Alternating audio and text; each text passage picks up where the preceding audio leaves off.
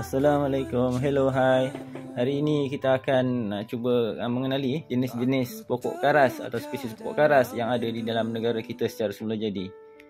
Okey, pokok karas atau lebih dikenali sebagai pokok gaharu adalah pokok yang bernilai tinggi dalam negara kita. Jom kita kenali 5 spesies utama pokok karas yang ada di Malaysia. Nombor 5, Aqualaria microcarpa. Sejenis pokok karas yang besar, buahnya kecil, daun hijau tua dan berkilat. Nombor 4, Aqualaria rostrata.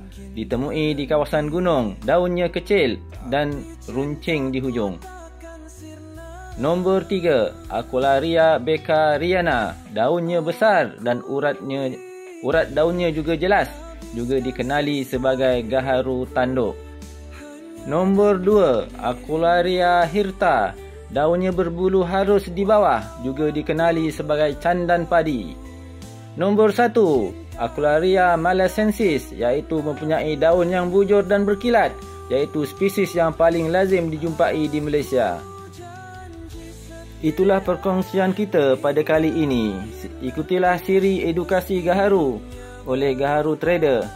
Jadi jangan lupa untuk follow dan like. Kita akhiri dengan kuis spesies karas apa yang ada dalam video ini. Komen di sebelah.